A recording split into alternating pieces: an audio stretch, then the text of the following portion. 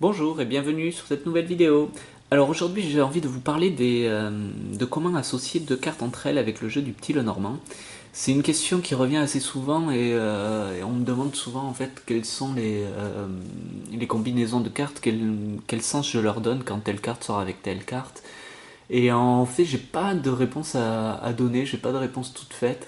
Ça va toujours dépendre du contexte du tirage, du contexte de la vie du consultant, euh, et plein de choses de l'intuition aussi, ça va rentrer en compte. Donc voilà, en fait, il n'y a pas de définition toute précise de chaque combinaison de cartes, bien qu'on peut retrouver dans certains livres des auteurs qui en donnent.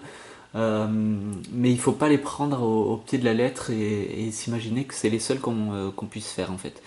Donc j'avais envie de vous présenter une technique que j'ai utilisée au début, qui a très bien marché et qui m'a permis de développer mon vocabulaire du petit Lenormand, on va dire. Ça va vous permettre en fait de faire vos propres associations. Donc je vais vous montrer une technique que moi j'utilise. Alors après c'est comme pour tous les jeux de cartes, c'est vraiment quelque chose que vous devez établir, une convention que vous devez établir avec votre jeu. Donc voilà, alors moi je vais vous donner une méthode, c'est peut-être pas la plus parfaite, c'est certainement pas la seule qui existe, mais voilà, donc j'espère que ça, au moins que ça pourra aider les débutants à se familiariser en fait avec ce jeu. Donc, euh, donc j'ai fait une feuille, en fait ça vous pouvez le retrouver sur mon site, hein, mais vous pouvez aussi vous le faire très bien vous-même sur un bout de papier. C'est juste pour vous montrer comment ça fonctionne. Donc en fait il vous suffit juste d'une feuille et de votre jeu du petit Lenormand. Donc vous prenez votre jeu et vous choisissez deux cartes. Alors soit vous les choisissez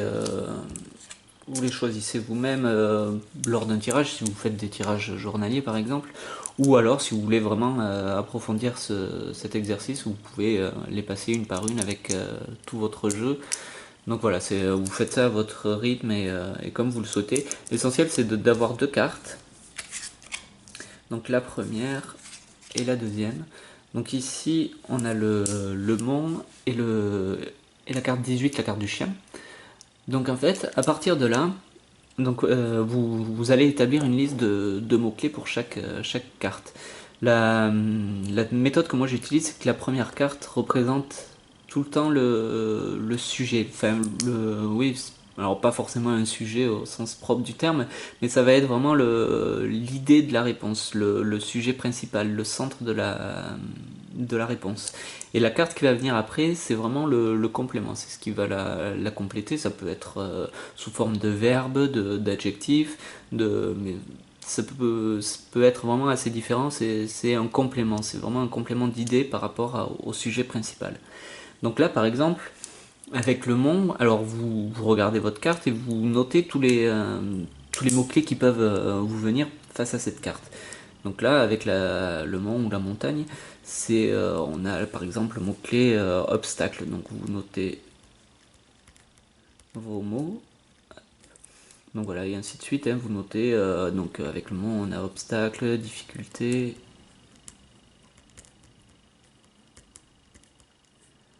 On peut avoir blocage, on peut avoir défi.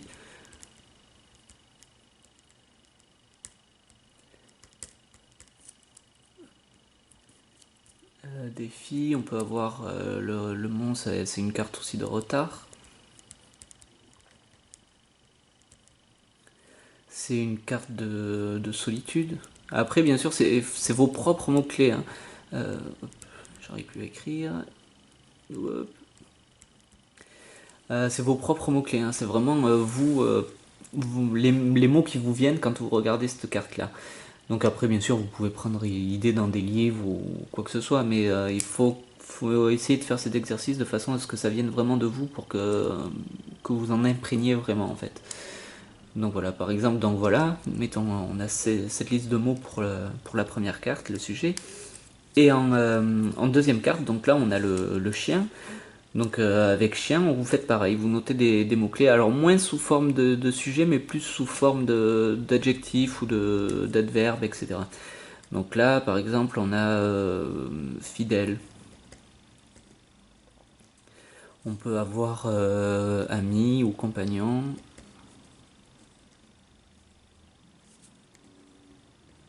On peut avoir donc amitié. On peut avoir quelqu'un d'aimable.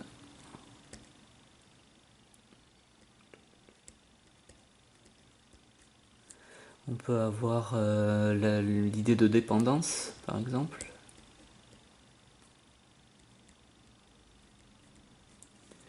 La confiance. Voilà. Et donc, en fait, après, à partir de ces mots-clés, vous essayez de former des phrases qui vont être votre propre interprétation de la combinaison, en fait. Donc, par exemple, mon plus chien, on peut avoir l'idée d'une certaine solitude sociale, un retrait par rapport à un cercle d'amis. On peut avoir des difficultés qui sont récurrentes, oui, qui nous poursuivent, des difficultés à faire confiance. On peut avoir des problèmes de fidélité. Donc voilà, et si ça, ou même savoir d'un point de vue plus psychologique, ou sous forme de conseil, on peut avoir, ça peut se représenter simplement savoir demander de l'aide pour avancer, pour surmonter les obstacles. Donc voilà, en fait c'est à partir vraiment de cette liste-là que vous faites vos propres interprétations et, euh, et vous pouvez essayer d'y coller des contextes, par exemple, quelle signification ça va donner dans un tirage sentimental pour une personne qui est en couple, pour une personne célibataire, pour une personne qui est intéressée par quelqu'un, dans le domaine du travail, pour quelqu'un qui recherche du travail, dans le domaine financier, dans le domaine de la santé, voilà, etc. Vous essayez de trouver différents contextes et de toujours appliquer l'interprétation, la combinaison par rapport à ce contexte. Après, pour compléter vos définitions, vous pouvez aussi essayer échanger vos cartes. Donc vous prenez une autre feuille, bien sûr, et vous regardez, vous inversez les cartes et vous regardez s'il y a des idées semblables à la première combinaison ou s'il y a des différences, s'il y a des choses qui vont se compléter. Donc voilà. Et là, dans cette combinaison, par exemple, c'est le chien qui devient le sujet. Donc ça peut être l'amitié qui va être le sujet principal de la réponse, avec une symbolique, donc une amitié bloquée ou une rencontre avec un ami qui va être retardée ou quelque chose comme ça. Donc voilà, c'est vraiment tenir compte de l'ordre des cartes, surtout apprendre à se faire confiance et à écrire vraiment les mots-clés qui vous viennent à vous. N'allez pas forcément chercher, n'allez pas vous prendre la tête, ce sont des symboles assez simples. Il faut que ces symboles vous parlent en fait. Donc notez, même si ça peut vous paraître complètement bête sur le moment, mais notez les mots-clés qui vous viennent et essayez de faire après vos propres interprétations. Donc voilà, c'était juste une petite méthode donc pour vous montrer comment associer deux cartes et comment faire vos propres définitions à vous, vos propres interprétations. Donc voilà, j'espère que ça vous aura plu. J'essaierai de faire une suite de vidéos sur ce sujet. Donc là, on a vu avec deux cartes. J'essaierai d'en faire une avec trois cartes et après d'expliquer plusieurs tirages. Donc voilà, j'espère que ça vous aura plu. Si vous avez des questions, n'hésitez pas à les laisser en commentaire. J'y répondrai avec plaisir. Et je vous dis à bientôt pour une prochaine vidéo.